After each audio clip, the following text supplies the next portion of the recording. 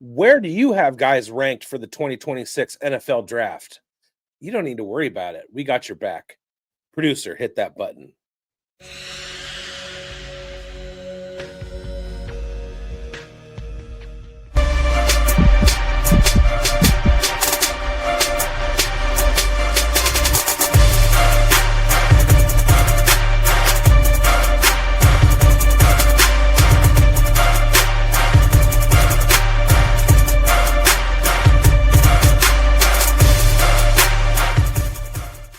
Welcome to the Dynasty Pulse on FSAN and the Undroppables and on terrestrial radio 101.5 Talk in West Tennessee.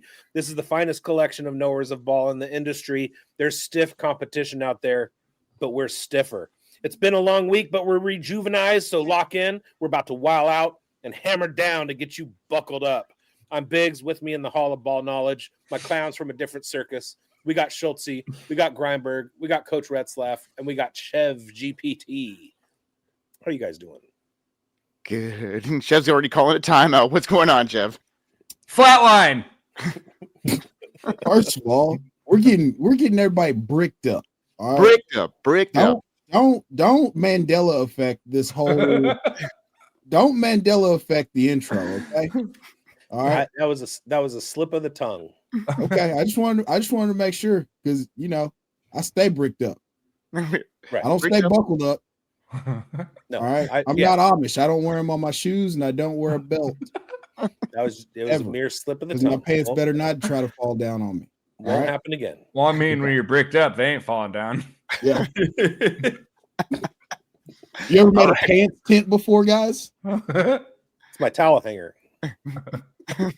All right, let's rein things back in here because towel hanger all day long. Dad's back, and we gotta get this back in order here, folks. And Bigz, what are we doing tonight? What do we got on the slate? Well, I'm gonna finish watching Thursday Night Football, and then probably go down and make us on the show. Yes. Today we're joined by a very special guest. He's Dustin Maul, better known as the sensei of the Devy Dojo. He's a sharp analytical mind, one of the rising voices in the Devy and Dynasty community. He brings his expertise from at Devy Dojo, FSAN, and as the founder of the Empire of the Elite, while also doing great work alongside Chev and the crew over at FF Dynasty. He's a true master at breaking down prospects, player development, long-term fantasy strategy. As we know, Dynasty starts in high school. Dustin's insight and passion for the game set him apart, whether he's repping Broncos country, or shouting "Fight on!" He's one of the best in the business, and one of the best in the business. And exciting news: Dustin and his co-host Chris will be heading up the Rookie Guide project for FSAN this year. This last one was a banger. It's going to be even better with Dustin on board. We're already assembling an elite team to bring that to life for rookie season. Let's hit the intro and bring Dustin on the show.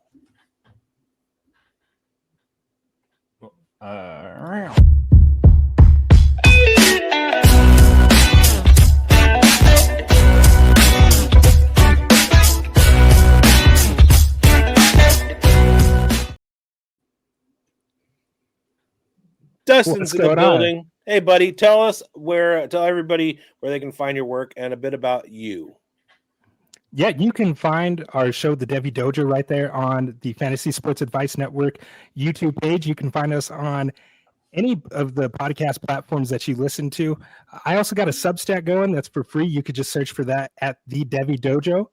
Or you can just always find me at my Twitter at Empire Elite. I have a nice little link tree there with everything that I'm working on. But fellas, before we get into this, I need some advice because I don't know if I need to call my doctor right now because in anticipation of this, I've been bricked up for more than 24 hours, y'all, and I don't know what to do at this point. I thought you were going to say you had pinky gout. Not right now.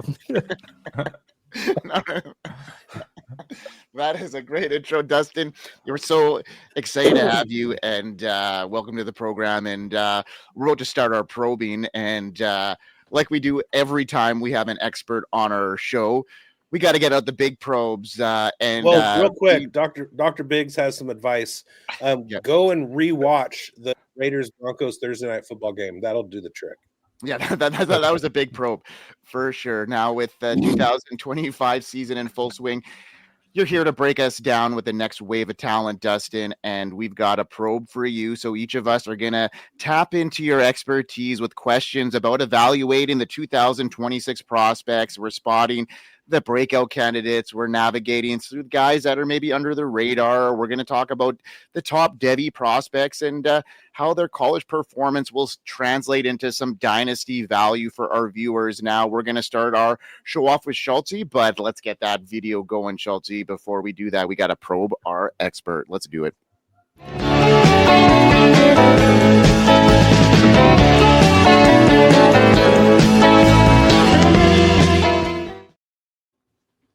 All right, Schultzy, you're up, man. All right. Lead this one off. We got a real big hitter here in Jeremiah Love. And I mean, everybody, we know he's the RB1. Like we already know, but I think for me is he like a surefire, just absolute stud at the next level? What do you dislike about his game? I guess, do you dislike anything about his game? And finally, in what most people are considering a weaker quarterback class, is it possible we're looking at the first overall pick in rookie drafts in the spring? Okay, well, first of all, I would say there's really no such thing as like a can't miss prospect, right? Do I think Jeremiah Love is going to be a stud? Yes, absolutely. I would bank everything that I have on that. But I think he's a really good bet to make. And I think just back to the 2023 NFL draft class, right? We had 3 quarterbacks taken. They're very highly in rookie drafts, and CJ Stroud, Bryce Young, Anthony Richardson, and still Bijan Robinson was the consensus 101. And with Jeremiah Love, he's somebody that I hold in that same tier as a prospect. So, I mean, in terms of his game, Schultzy, there's a lot of things to love. He has that spike week potential. If you've ever listened to any of my work on the Devy Dojo, I'm constantly talking about that chasing those backs that have the ability to hit the home run shot on any given play. And just the ability to flip a fantasy matchup any given week, right? That's always what I want to chase. And if you want to look for like a real life example from that, or for him from that this season, just look at Boston College a couple of weeks ago. He had that 94-yard touchdown run. I've talked about it with Chev, where like he was running, and as he was going, he looked at his sideline, at his teammates, and it was just like, yeah, I'm him, right? Like, you guys know who I am. This is my Heisman moment. Going back to the college football playoffs last year against Indiana, he had a 98-yard touchdown run. He has a 50% breakaway percentage, according to PFF. Like, all of that is just further evidence of that spike week potential that he provides. And at 6 foot, 215 pounds, he's not just all speed. He's actually a lot more physical than I think the casual viewer would ever really think or realize. Of his Power 4 leading 1,135 rushing yards, 724 of those have come after contact. So I think Jeremiah Love is like one of those backs that has the rare blend of elusivity and power. He's like this truly dynamic and special prospect. And honestly, he's my lock for 101 in Dynasty rookie drafts.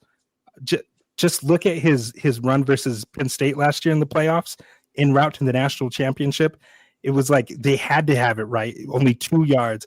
Abdul Carter was there in the backfield. He did like a little mini hurdle over him. He was banged up, had defenders all around him, and he just kept pushing and driving, and he did get that touchdown. And I just said on our last show that we did, like, that really points to the heart of Jeremiah Love. So everything that you need to know about him is just all in that one single play. I think that's like a character defining play of who Jeremiah Love is. If I had to like knock his game, Schultzy, I would say he can kind of get caught standing upright. I think anytime you have those kind of taller backs, that's always a problem or an issue that you can have with him. But otherwise, man, like I regard him as a special prospect. So if you can kind of look back onto the last few years, was there a player that you had a good beat on in November, December, and then somebody kind of overtook them by the time the rookie drafts came around? Like, is there a possibility that somebody else is going to steam up your board based on the combine results or Senior Bowl performance or, league consensus, things like that? I mean, there's always a possibility, right? People love those combine numbers, the underwear Olympics. I don't really have anybody in this class that I can think of. I can't really think of any recent examples. Maybe Devon Achan a couple of years ago. He was somebody that really steamed up after that. But as far as this year, not really. There is another back that I'm going to talk about a little later. But I'll just mention him here. Emmett Johnson, I think he's a guy that nobody's really talking about. And when you compare them side by side, it's pretty interesting how close this man is. You know, the running back out of Nebraska, and I don't really see anybody talking about him. Fair. That's fair. A question with Jeremiah Love on PFF. We're seeing ranking inside the top 10. If I'm looking at running back needs, if there's kind of an early peak based on how we're looking right now, I'm seeing the Commanders at 7. It's crazy to think of. The Arizona Cardinals at 10. Are there any particular teams where you think that Jeremiah Love would be a perfect fit for that we should look forward to? Yeah, Minnesota Vikings. That's been my number one when I do my mock drafts on PFF.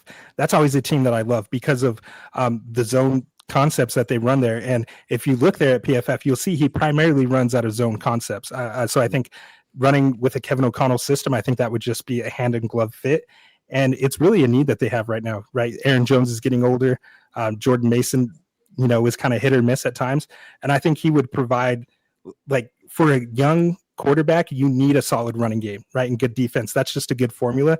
And so I don't anticipate him falling past the Vikings in the first round. Another team that I've seen, and this would pain me and you, Bigz, is to the Kansas City Chiefs, right? That would be great for our fantasy rosters. But man, I mean, give the Chiefs another weapon like that. Pretty scary. Commanders as well could be in line there. You know what I mean? They have a gaping hole in their backfield as well. And you know, there's some needy teams here, and it looks like he's kind of the prize of the draft here, and especially at the running back position. When you look at all the other positions, in my opinion, and I haven't dug completely deep into this class just yet, but from what I gather, it's the wide receivers that are a little bit deeper here. There'll be some value later on, but I think this first round is going to be tight, and Jeremiah Love is going to be the sparkle in everybody's eye here, I think. Oh yeah, absolutely. I want to apologize, Coach. I had fast forwarded too far in the show sheet, and it said Bigz to comment, and then I had to go back and unscroll. So I totally stepped on you, and I apologize. I thank you for owning your unscrupulous manner. So I appreciate you. We love it. Okay, unscrupulous. Put that on what's crazy is I didn't even register that I was supposed to comment. It came up, man. Wonderful, man. I love it. We are a well-oiled machine as usual on the show, and we're going to keep it flowing as we do. Hey, I always tell my students it's free to pay attention. Beautiful. Dustin, can you free to pay attention? Can you talk dirty to us about KC Concepcion, right? NC State here. Where would you rank him in this class? What kind of archetype of player does he remind you of? I'm seeing on PFF late round 1. I would say pick 32 to 40. There's like this glitch where from 33 to 40, early round 2, you can get some of these wide receivers who can get selected. And I sit there and think, man, there's a glitch in the system where there's going to be a team that basically cheats itself to getting 2 first-round picks because you can get some of these receivers who somehow kind of fall to day 2. With his sophomore slump, Concepcion, it's so gratifying to see what's happened this year with the transfer to A&M. Yeah. And he's off track 1 year from CJ Bailey. I think if he would have been on track for another year with him, but that's just, neither here nor there. I'm so happy as a State fan that Concepcion is hitting so well. So am I right in all this? Is that the right track? Talk dirty to us about KC Concepcion and let people know if they're really not on, they might be on like a Jordan Tyson. They might be on a Jordan Love. But why should they be hyper aware of KC Concepcion? Yeah. Hey, look, man, you want me to talk dirty to you? You might have to mark this as NSFW because Casey, he's not just a gadget only type of player anymore, right? You talked about the transfer from NC State there to Texas A&M, and there at NC State, he spent 2 seasons where he played 93% in the slot, and then the next season was 82% of his snaps out of the slot. But now this season out of Texas A&M, it's dropped down tremendously, like to only 35% in the slot compared to 65% out wide now. So Concepcion is not the biggest guy out there, right? But I think what I love about his game, coach, is that he shows those strong hands at the catch point, and he's straight up just not afraid of contact. I saw a clip the other day on Twitter of him running like a straight vertical route on the sideline. He got leverage from this nasty release off the line that he had, just burned the defender, right? Marcel Reed did a beautiful job of layering that throw over the defender and between the safety who was bearing down, coming in to make the play. Concepcion had to stretch out to make the catch, and he held on as the safety made the big hit. And to me, like, that's a Sunday level play, and that gets me bricked up. Like, I saw that and I said, "Ooh, that reminds me of a former Bronco that I saw make a play against the Colts in Emmanuel Sanders." So when you ask me what archetype is he, I'm not going to give you some gadgety guy. I've given you Emmanuel Sanders, similar size and frame. I think similar play style there. They're versatile, right? He could play outside, and we know he could play inside, and he could really attack you at all three levels. The biggest knock that I have on his profile, though, and it's something I talked about with Chev the other day, are just the drops. He's got 6 already this season, and just in the last game alone against South Carolina, he had 2. He had 2 really bad drops in the red zone, and I don't really understand what happened. He cooked the defender on a slant, like he sold the fade, and then he cut hard on the inside. He cut hard, and then he was wide open, had miles separation, and for whatever reason, he decided he had to jump. And boom, there goes the ball. And it's just something that I've seen a lot of times. So I'm not overly concerned because I think that's something that he can clean up. That's something that can be coached out of him. Just don't jump, big dog. Like you already open. Just bring it in. Bring it in, and you got 6 easy points. But of course, he went on to have a really, really nice game. So I think, like, if I had to rank him, while he is a riser for me, I still have other guys like Chris Bell, Chris Brazel, Denzel Boston ahead of him. So I'd put him at like comfortably wide receiver 6 right now. But again, that speaks to the depth of this class. And like you said, 32 through 40, there's some tremendous value there for these NFL teams. And I think he's going to be a value in your dynasty rookie mocks too, as a name to really pay attention to, because he does have a stigma attached to him that a lot of people are going to say, oh, no, he's just a gadget guy, right? Like, he just plays out of the slot, doesn't play through contact, maybe something like that. Like, just the people who don't watch football, just go watch football and you'll see for yourself. Like, this guy is really, really good. Well, we'll let the look at the freshman year, his true freshman year, where he just ate. It's like you can't unsee it. Mm-hmm. And then the dip happened. It's a nonlinear process. And then it's been so validating to see his junior year run out and put things together. Would you say part of that critique on what happened with the drops do you think that's just a matter of concentration? I think more likely. I mean, he, like I said, he shows strong hands. So I'm not concerned with it really being an issue outside of concentration. And then again, just like the random jumping, like, I don't know why you're doing that, man. Just bring it in. So again, it's not a huge concern of mine, but it is like, we got to talk about knocks on these guys. And it's the one thing that I have seen pretty consistently this year. He's ranked in the top 3, I believe, in terms of drops in the Power 4. So it's not the side that you want to be on for sure. But as we see from his sophomore year, the fact that he is even wide receiver 6, awesome, cool. And I'll stop interrupting Bigz. It's okay. Tip for tap, baby. We see every year somebody comes in the league. There's a knock on him. Oh, Jackson Smith and Jigbo lines up in the slot too much, and now look where he's at. And then the drops are there, but Isaac Tesla had 0 drops like last year, and you can see the difference. All we want is a guy to have 120 to 150 target volume. And if Concepcion can get himself to a team that has a usage rate like that, he can drop 4, 5, 6 balls. That's totally fine. Give him 140 targets, and drops don't really matter. Yeah, absolutely. I think if we could get him to like a creative offensive coordinator that could utilize him to the best of his abilities, then he can play out of the slot. Then he can be a gadget guy as well too, right? That still scores you fantasy points. I think there's like this negative connotation that comes with it because they profile him as like a one-trick pony, and this is all he can do. And that's not all he can do. And he showed that. And like Coach pointed to his freshman season, what did he have, like 800 yards or something as a freshman, a real breakout? I mean, the talent's always been there, right? And I think as you've seen him grow and continue to develop his game, he's just a more complete wide receiver now. Like, go figure. So many people want to write the profile on these guys. Like, they want to write that end chapter before the book has even been finished. Whoa, bars. So coach mentioned an archetype. Is there like what type of receiver do you see him becoming in the NFL? Is there maybe like a recent comp that he reminds you of? Yeah, Emmanuel Sanders for me, just because of the alignment versatility, right? You could go outside, inside, fearless over contact, and that's why I chose Emmanuel Sanders. I wish I had the video for you guys, but there's a play against the Colts that Emmanuel Sanders made, very similar to the one that I talked about with Casey Concepcion, where it's a vertical route. He beat the corner, and the safety's coming over the top. You know, Manning had to lay it over him, and then the safety just knocks him out. But he held onto the ball, and like it was just so reminiscent of that play with Emmanuel Sanders that I had to give it to him. Like I just saw it, and even the height and weight are somewhat similar. I just see Emmanuel Sanders. How about team fit? I would love to see him go to somebody like the 49ers. I think when I talk about that creative offensive coordinator, like that's a dream spot.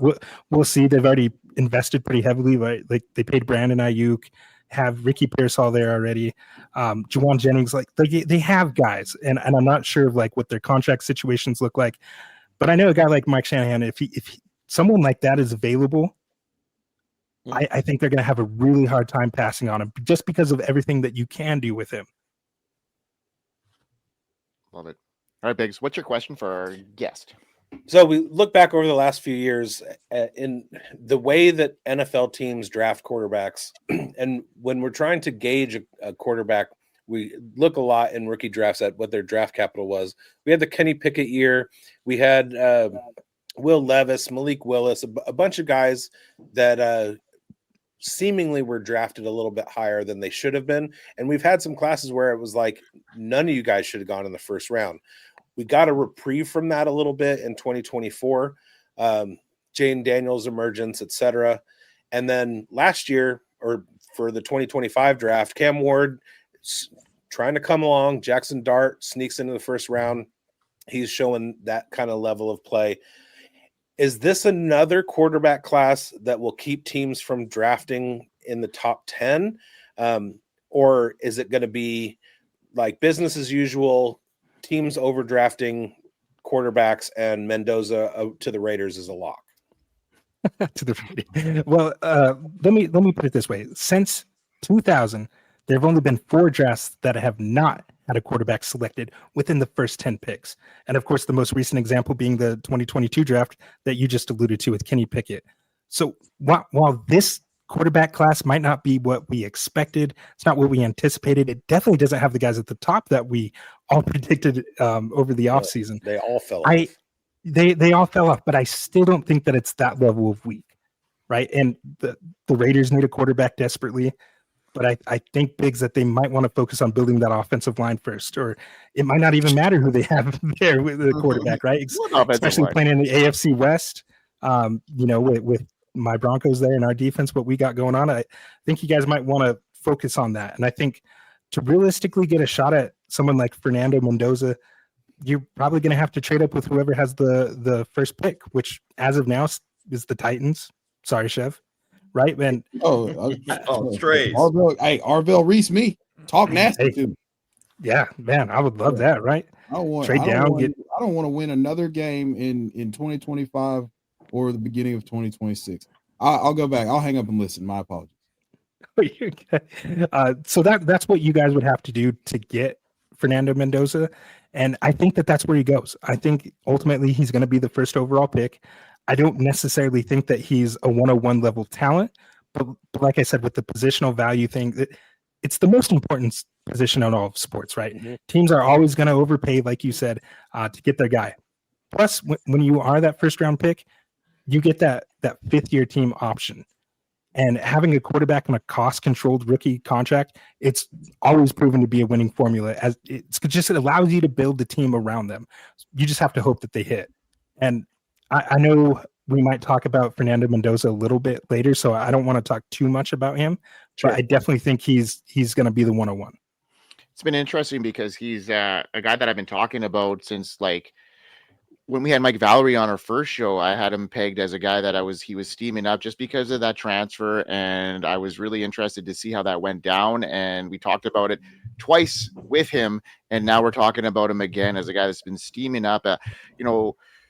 Not much of a scrambling quarterback in this first round that I'm seeing at this stage, right? You got Ty Simpson, you got, Fernando Mendoza. Maybe that's why this class hasn't been, as prolific as years past, right? So what are your thoughts here on Ty Simpson now moving forward? And because they're kind of similar skill sets. So, is he going to be a lock in this first round? And where do you project him now?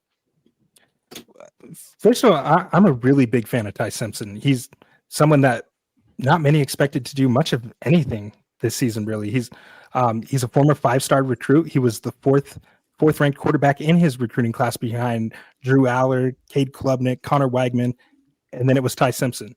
And the question surrounding Ty Simpson this offseason would be how he would look as a first-year starter. People like myself expected him to be like this nice bridge for freshman quarterback Keelan Russell there.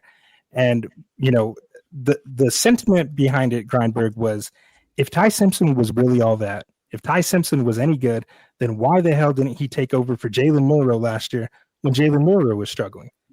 And I think it was a valid question, right? But what we didn't know was that in the shadows, Ty Simpson was improving his craft, and he's a very intelligent quarterback. Go figure. He's a coach's son out there, right? So he's grown up around the game. He's another one of those guys.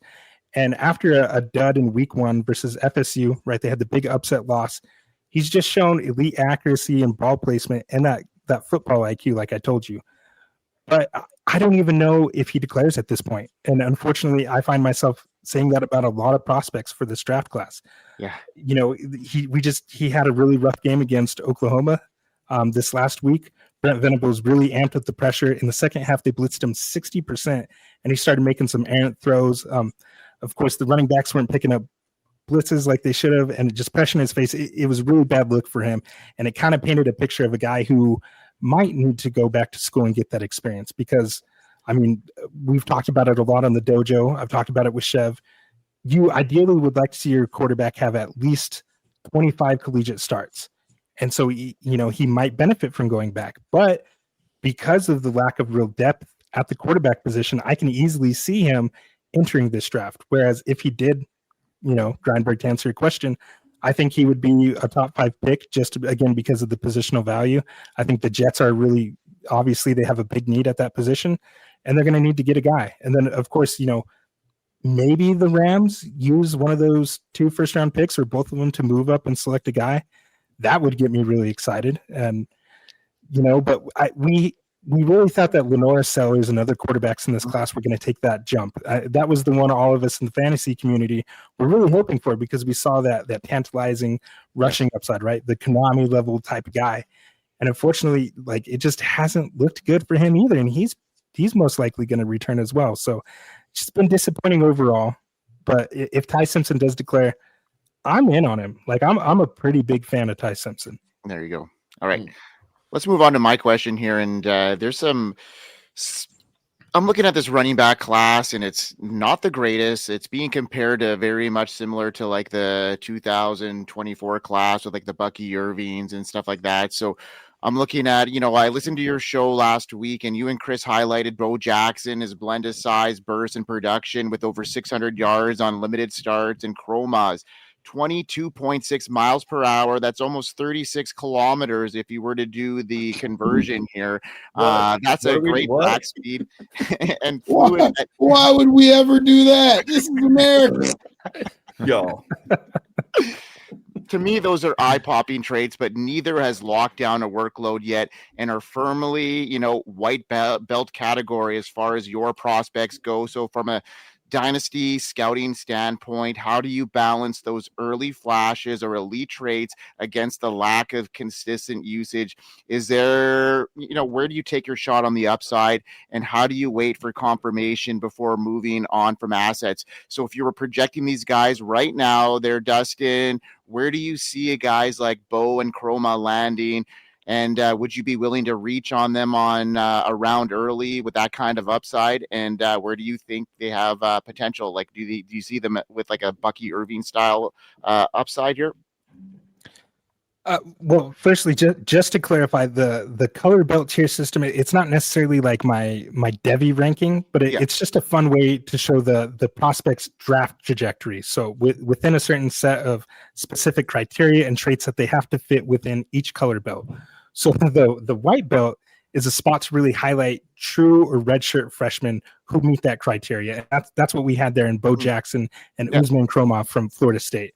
So to answer the question, yes, you do look for those early flashes of those elite traits. Heavy usage for me at this stage, it's not much of a fear because these are 17, 18-year-olds. But of course, we like those early breakouts. So just like with scouting dynasty rookies, you look for those certain benchmarks, those metrics that they need to hit that kind of have that historical hit rate for translation to the NFL. And that's ultimately the whole point of Devy, to stash collegiate players that you think can end up with high draft capital in the NFL and eventually make it to your dynasty rosters.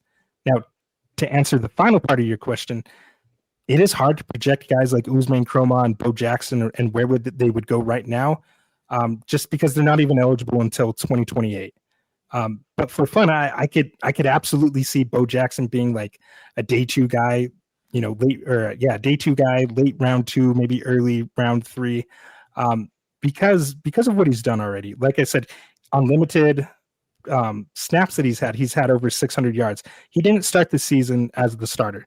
We had guys like James Peoples and people like that on Ohio State, and now he's really cracked the lineup, and he's the unquestioned starter on that team. Usman Kromah, he hasn't quite hit that yet. I think he's the most talented back on that team, but we just need to see more from him. So for his evaluation is a little murkier, but his skill set, man, is so clean, man. It's so fun to watch. He's 6'1", damn near 220 pounds at 20 years or 19 years old, just turned 19 years old. He's an athletic freak, someone at that size. So his projection for the NFL draft is a little murkier, like I said, but the talent and traits are evident. So that's a player that you should strike on if the owner isn't aware of the type of asset that he has. Like if you're in a Devy league with somebody who has him and he was this hyped up 5-star recruit coming out of high school and he's like, man, he's not producing, I got to get rid of him. That's always in Devy a good time to strike, because there's a lot of people out there that just box score scout. So the reason why I was asking those questions is because I listened to your show, and by the time we get tape on these guys up here in Canada, it might be 2030 anyway. So I was needing to get a little bit of an earlier stab on them, and they were interesting because these are the type of guys that I look for when I'm looking at these Devy rosters, and I'm looking at my rosters and in the future on guys that have that elite upside trade and could potentially bust if they have the opportunity. And these are the guys I'm looking to capitalize on my rosters now. So I love him, man. Bo Jackson's going to be a lot of fun. He was really hyped up. His real name was Lamar Jackson. I don't know if you guys knew that. He's not even really Bo. He's actually a Lamar Jackson. But he's so much fun, man. He runs with doesn't power. matter which way you slice it. That's a winning football name. I mean, geez. Yeah, seriously. Yeah, seriously. Chev, you've been quiet all night, and it's unlike you. Are you under the weather? What is happening in the world of Chev GPT right now? Listen, guys. Listen. I don't have main character syndrome. I can sit back 1,000% and just soak in the amount of ball knowledge that is being displayed amongst the members tonight. I don't have to say much. I love it. Like I'm just enjoying the dialogue, and we're getting off the beaten path and talking about dynasty stuff. We're talking about college guys. College guys turning into NFL guys. If you want to know and get good and gain an edge in dynasty, then you learn about the college guys. If not, then just like find your favorite podcaster's favorite Twitter account and then just listen to what they say and don't do your own work. And then you know, your historical hit rate goes down tremendously, but you still make content or whatever. Hey, that's a different story for a different day. Hey, why don't we talk about a running back from the 2026 class? We talked about the young bull. You know, she had the old lion. Now she wants the young calf. All right. So we're going to go back to the old lion right here. We're going to talk about the 2026 running back class. tell me about one of your favorite guys, one of our favorite guys. All right. It's like he's both of ours, but you can keep him at your house. Jonah Coleman. Oh man. Okay. I wasn't expecting this bad. Jonah Coleman, man, has been one of my guys since he was at Arizona, right? He came over with Jed Fish to Washington after Kalen DeBoer went to Bama, brought him along, and he was like, this dude is going to be the engine of my offense. Last season, he was listed 236 pounds, just this powerful train out there, just knocking fools over. He even hurdled a few dudes. Like at that size, it was so fun to see. Rushed for over 1,000 yards, 10 touchdowns, I believe. And now entering this season, man, I shared it with you right when it happened, Chev.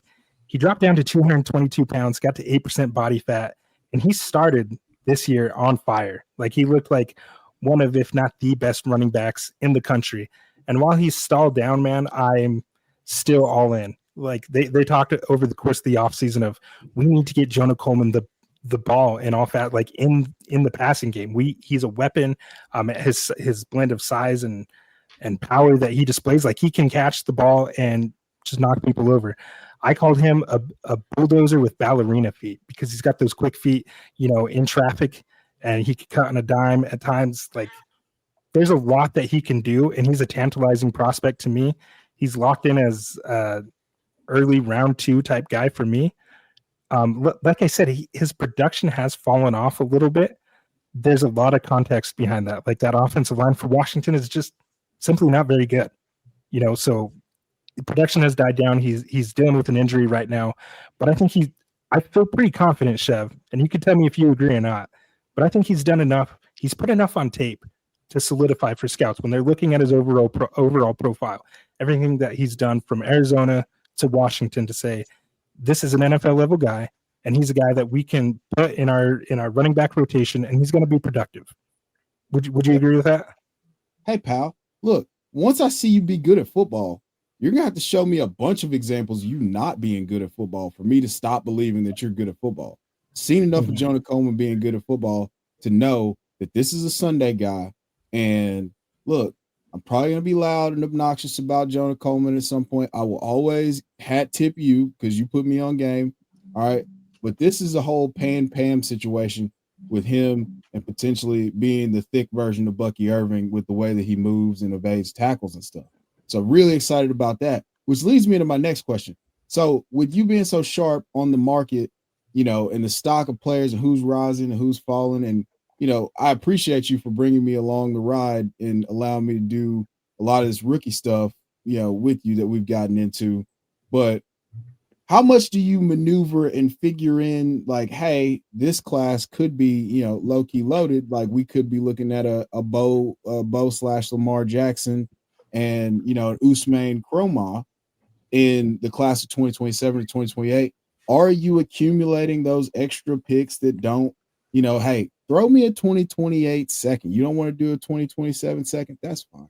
Throw me a 2028 second because you don't know, it could top out at, mediocre production for these guys. But the skill set is always there. It just might be, hey, this guy was underutilized. This guy's Alvin Kamara at the University of Tennessee. So how do you factor in what the market looks like for a class, and does that factor into your decisions as far as draft capital go? Yeah, it absolutely does. And when talking about edges in Dynasty, like this is one of them. And this is how you gain an edge is you start to learn the collegiate prospects ahead of time, not just the incoming draft class, but the one after and the one after that. And so I do it as much as I can. Of course, it's going to be team dependent.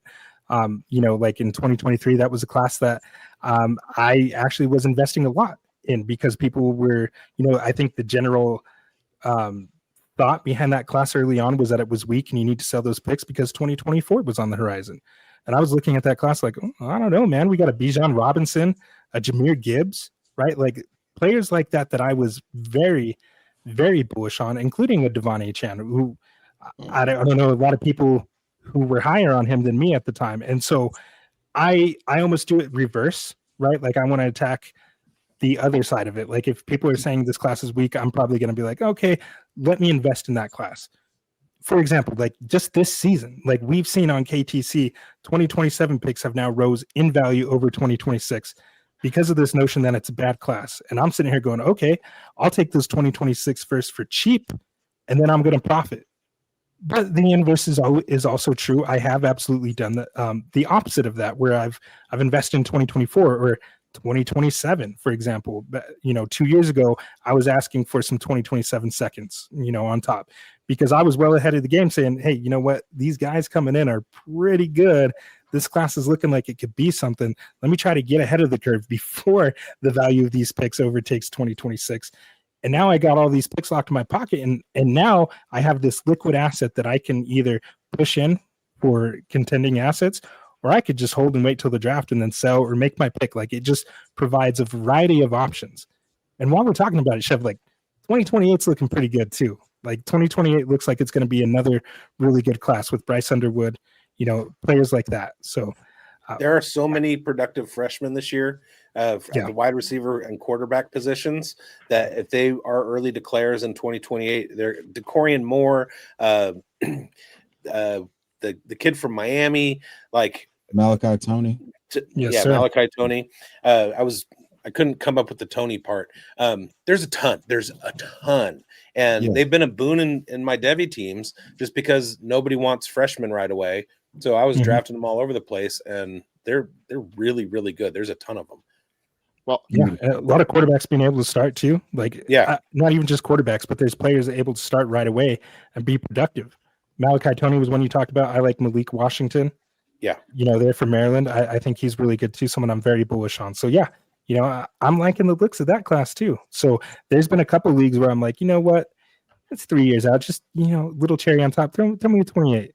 Throw me a 28 pick on there, and we'll call it good. This is awesome.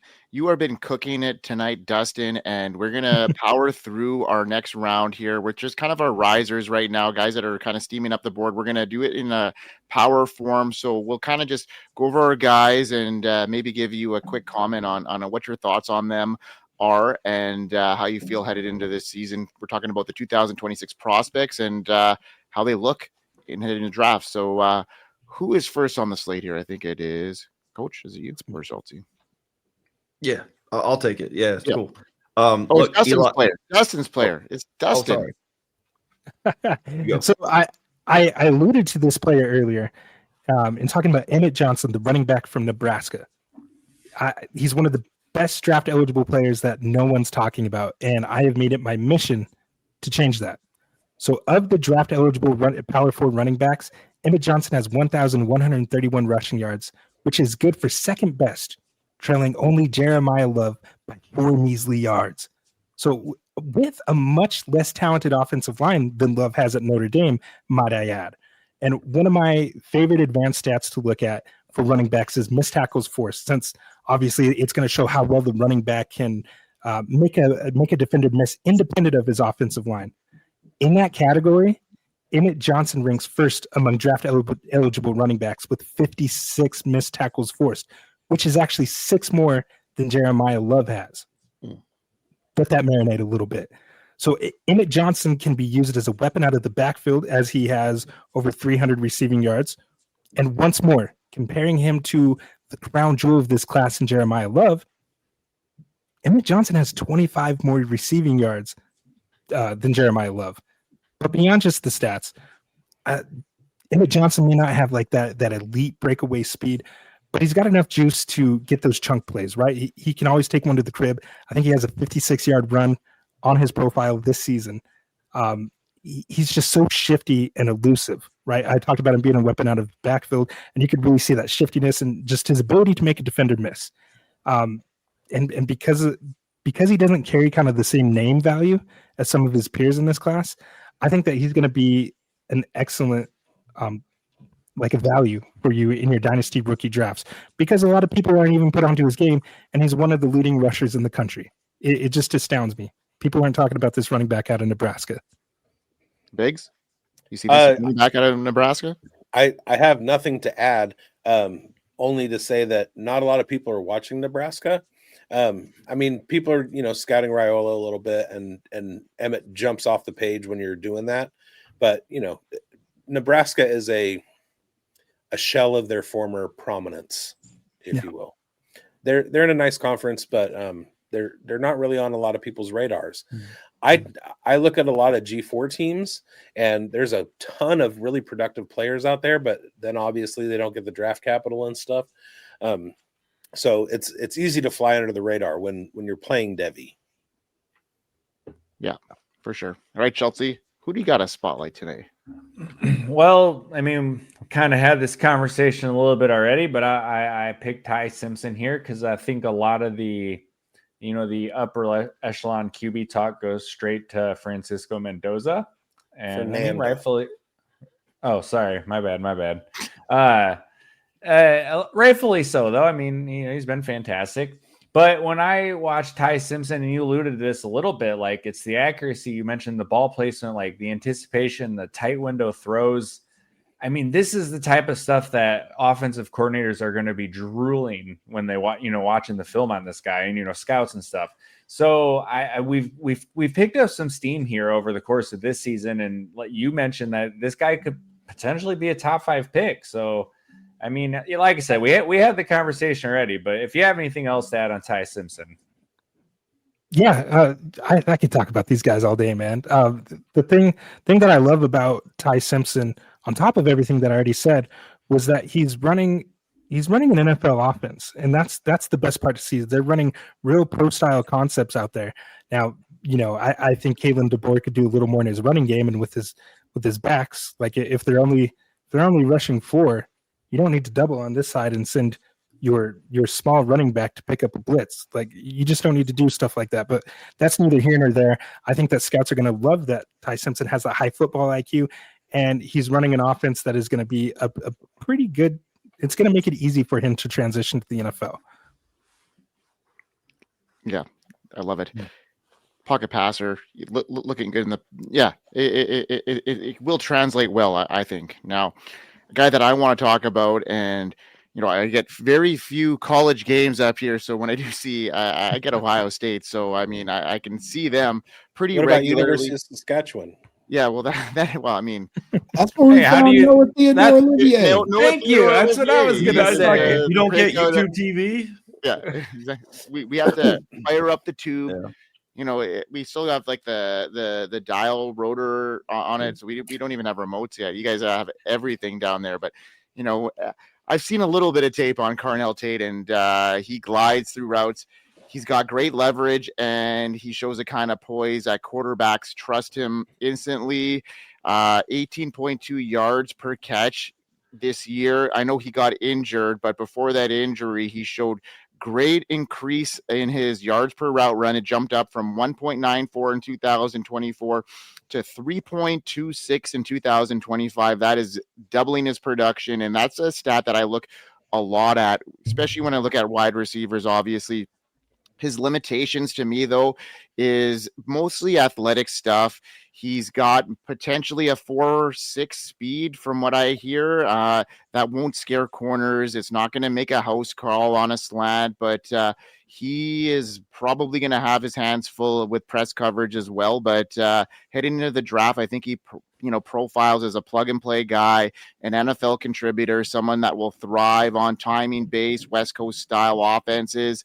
And even though he doesn't have the 4.4 wheels, I think his efficiency spike, his expanded role in an offense, because he can play all over the field, will be good for him. And he's got great metrics: 10 receptions of 30-plus yards, 8 receptions of 40-plus yards. His yards per route run jumped, like I mentioned, and he makes his quarterbacks better. 141.9 rating when targeted, so he's very quarterback friendly. So Dustin, how do you see Carnell Tate shake up in this class?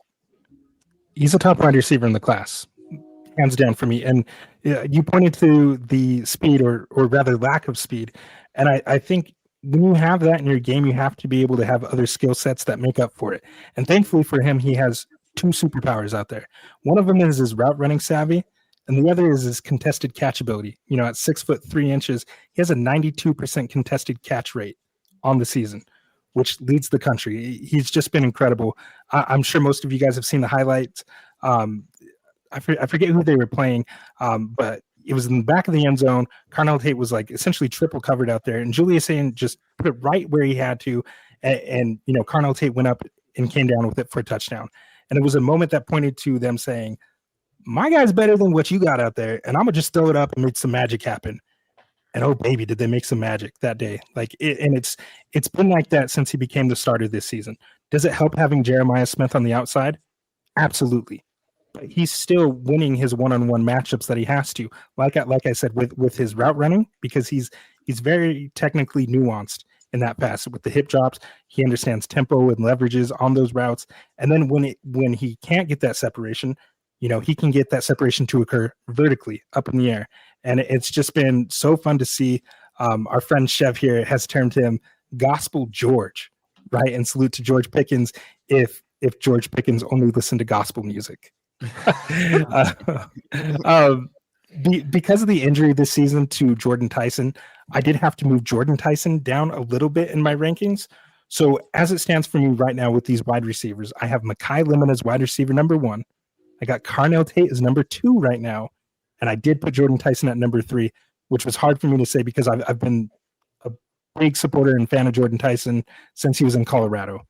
But I think that I can easily see a world where Carnell Tate is the best pro out of this class.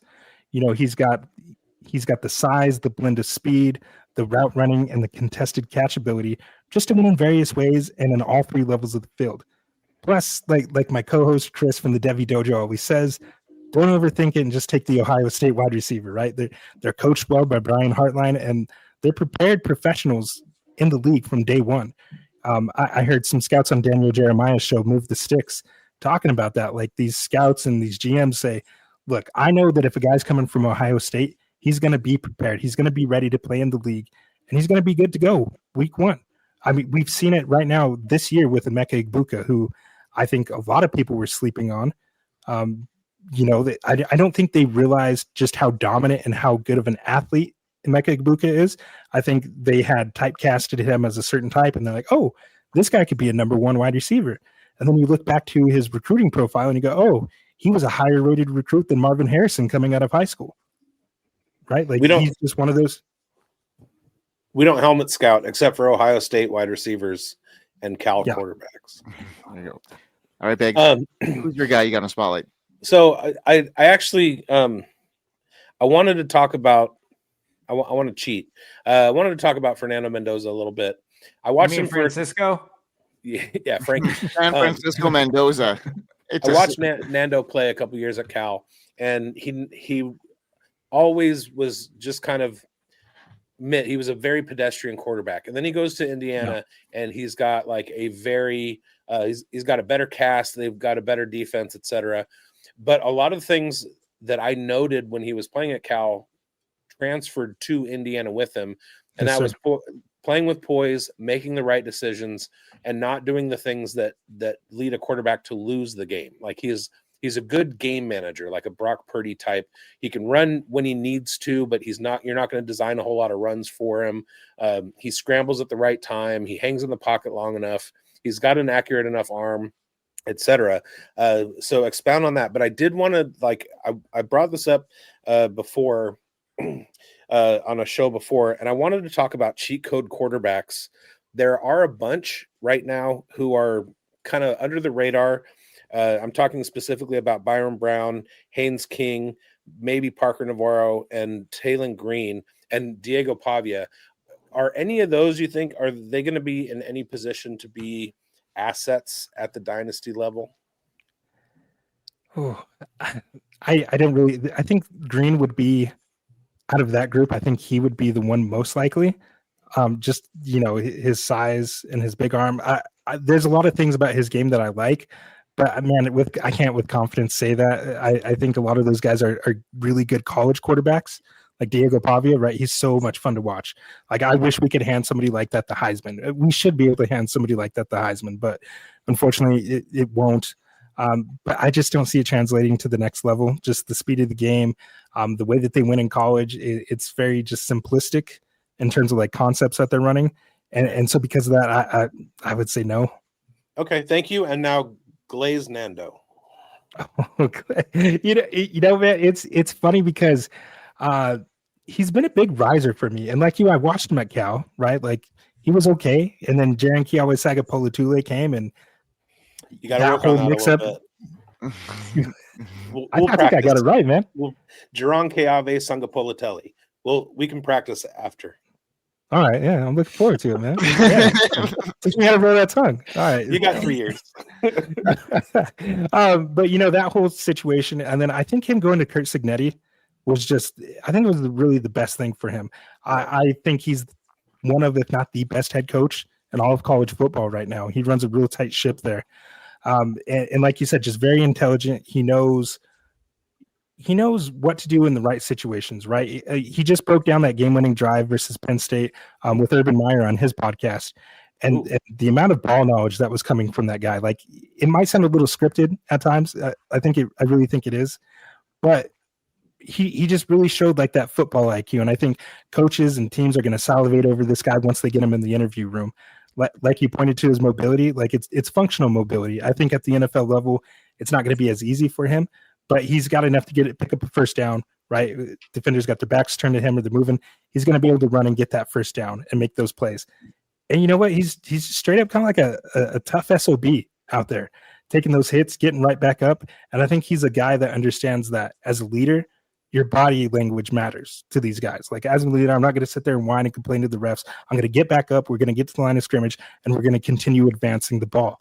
And you saw that against Penn State, how many times on that last drive and leading up to that, he kept taking hits and he kept getting back up and he was making the throws when he needed to. He has that clutch ability that it's something that you can't quantify. It's hard to define, but when you see it, you know it. And that's been the biggest thing that I've seen in his game that's caused him to rise for me as I see that clutch ability. Right, game on the line. You have a defender right in your face hitting you, and you throw it up to Omar Cooper Jr. for the game winner. Love it. That's the stuff that teams are going to love, and that's why he's going to be the first overall pick. All right, we'll rip Chev, and then we'll end it with Coach. Chev, who is your guy? I didn't put you on the show sheet by accident, so my bad.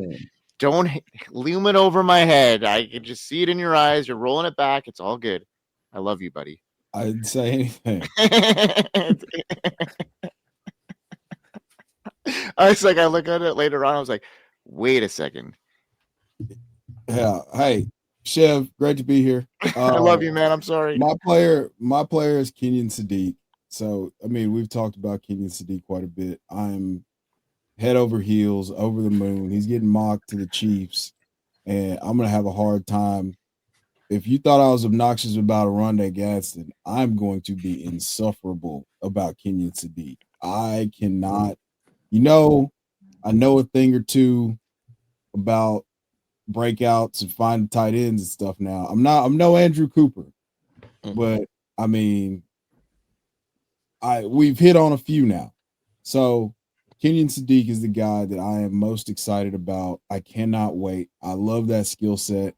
It is just in today's NFL, that type of guy is invaluable in creating mismatches personnel wise. So yeah, Kenyon Sadiq, mock to the Chiefs. My pants are officially off, and they may not be back on anytime soon once he touches an NFL field. Bricked up. Yeah, man. I mean, if he goes to the Chiefs, I got my breakaway pants ready to just rip off, right, and go celebrate. I don't know that he gets first round draft capital, man. Everybody keeps saying that. I'm just not convinced. I think teams really just don't like taking tight ends in the first round unless they're like at that elite tier. And while he may be an athletic freak and provide a mismatch, a lot of that is just hypotheticals right now. Like for me, because he's not consistent with it. He displays everything that you want to see out of somebody like that, but I just got to see it a little bit more. And that consistency has been called into question, and he did respond this last week with a really big game. So we'll see. I do like his profile though, but you know me, Chev, man. I struggle with taking tight ends in the first round of dynasty drafts. Oh, wait yeah. until Oregon That's where we differ. Like Yeah. I do not, and I absolutely, yeah. I've already let you in on the book of secrets about a few of the guys that I like that I think Yes, are sir. going to be really good. So yeah. Hey, I'll be here. I promise you, I will save room on the bandwagon for you because it's going to get loud and obnoxious very quickly. All right, there. And there'll be some account with 50,000 followers saying that I told you Kenyon Sadiq was good, and we'll keep the receipts. Is all. There we go. All right, Coach, take us home. Hey, tangentially, Vanderbilt tight end Eli Stowers catches and turns with ease on the boundary, in traffic, tight spaces, wide lanes. Love how he turns upfield, gets his feet set while moving, turns upfield, not afraid to invite contact.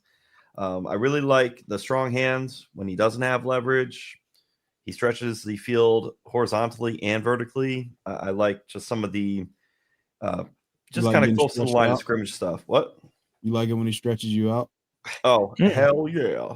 Hell yeah. And for screen game usage, is there going to be more of that, hopefully, at the next level? Inside pitches, things that I see on film. There's like this extension of the run game, close to the line of scrimmage for him. If you see Dallas Goedert, Travis Kelce, they'll get those shovel passes inside the 5-yard line. So spit some good game on us about Eli Stowers, what we should see. And then for a copycat league, I tend to look, especially division rivals who like to copycat, those sorts of things. Would the Cowboys venture beyond Jake Ferguson? Would the Commanders, if they're done with Ben Sinnott, go and get themselves? Don't say that.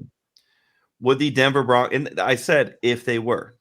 I'm just asking the question. The Denver Broncos would be a great fit. There's somebody that I highlighted. I saw Chev, his notes on Eli Stowers. He had labeled the Broncos as a good fit.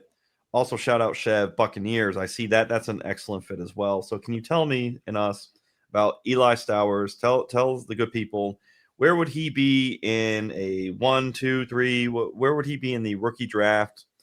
And then where do you see him going NFL draft-wise?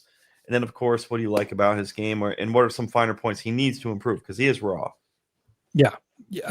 So just talking about this tight end class in general, I think it has some really good prospects. I don't think the tight end class here is as good as 2025, but it has some guys that really should excite you. And Stowers is amongst the leaders of that group for me. And part of the reason why Vandy's been so lit is because of Eli Stowers.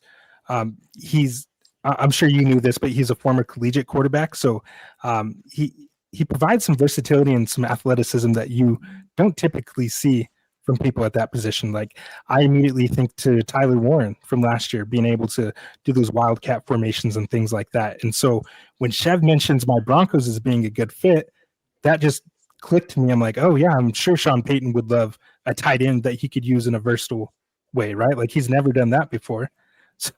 So I'm sure he would love to have somebody like that. That would get me pretty excited. He's really athletic, and he's a reliable hands catcher. He lines up in the slot on 66% of his snaps, which, as we know, is fantasy gold, right? You want those tight ends to be lined up in the slot. 66% of his snaps, that's where he's eating. That's where he's getting his money. He leads the team in targets, receptions, and receiving yards. So one thing that all first-round tight ends in the NFL shared was that they had a dominant target share. That's something that Eli Stowers has. I think that he's an underrated blocker as well. Like, and that's going to matter. I've talked about this with Chev a few times on our show. Like, right, if you're not blocking out there, you're not going to be able to stay and see the field. And so I think that's an underrated aspect of his game. But in terms of things that he can improve, I think that that's one area, right? Like, he's still relatively new to the position. But I think that he profiles as an athletic mismatch at the tight end position. And in an era of the NFL that's shifting back to more 12 and even some 13 personnel to combat how defenses are operating, I think that Stowers could potentially be the next tight end that steps in and could immediately contribute as a rookie. So he's one that I'm pretty excited about. I know Chev likes Sadiq. I like Sadiq too, but for me, man, I love everything that Stowers brings to the game. And look at Chev over there. You look like you got something to say, man. He's watching the football game. I was an Eli Stowers guy before I was a Kenyon Sadiq guy. This is a classic case of Colston Loveland versus Tyler Warren. They're not stylistically. Eli Stowers is not like Tyler Warren. He's more like Rondé Gadsden. I'm not going to bring up Rondé Gaston again tonight. But But Chef, you point like is- the Sadiq? You're saying you like the Sadiq? I like. No, I'm not saying that. That's not what I'm saying at all. That's what I'm hearing. I'm That's what I'm hearing. hearing. I heard that you wanted to get stretched out by Eli Stowers, and Biggs. now The we're Stowers Cowers. you're like, hey, he can stretch me horizontally, he can stretch me vertically. He's just such a versatile stretcher of the space. Rack him. Right. So I love both. I love both guys. So I'm glad that like both of them are getting some love. You know, going back to like March or April, whenever we started doing way too early 2026 mocks, this is a guy that I mocked in the first round because I don't care. If I see an elite tight end, I'm gonna talk about it. All right. So anyway, let's get out of here. I apologize for talking too much. All right, Dustin. Tell everybody what you're doing right now, what you're doing for the space, and then we'll let Biggs take us home like he always does. Okay, yeah. Like I said, of course, we got our podcast Devy Dojo on the Fantasy Sports Advice Network right there on YouTube. You can find everything in my link tree on Twitter, which is at Empire Elite FF. Of course, like you mentioned, we are heading the rookie guide this season, so I'm just starting our prep and assembling our team of ultimate riders there for that. So pretty exciting stuff, man. Love it. All right, Biggs, do it like you always do. Hey everyone, thank you for watching or listening. If you're here on YouTube, go ahead and like, subscribe, hit the bell. If you're brand new, we hope you liked what you saw and you come back. Hit that subscribe button. Go ahead and catch all of our content right here on Fantasy Sports Advice Network and the Undroppables, especially FSAN, where we have fantasy forecast shows hitting throughout the week. We have our Friday sits show in season. We have our Saturday start show in season. In season on Sunday mornings, 8:30 a.m. Pacific, Breakfast with Bigz. That's me sharing starts and sits questions and a breakfast cocktail for your edification. On Tuesdays, we have our weekend wrap-up and waiver wire show. Thursday nights, we go live, streaming points after Thursday. Grindberg and I, and sometimes Schultzy, and Chev's been there too. And that's starts and sits questions to start the week, and it begins exactly when the Thursday night football game ends. Check out Spilled Coffee, the Devy Dojo, all of the great content on FSAN. Go to FSAN. Go to fantasysportsadvice.com. Check out the forums there and the merch store, etc. And as every week, we hope you win. We hope you win, folks. Thanks, Dustin.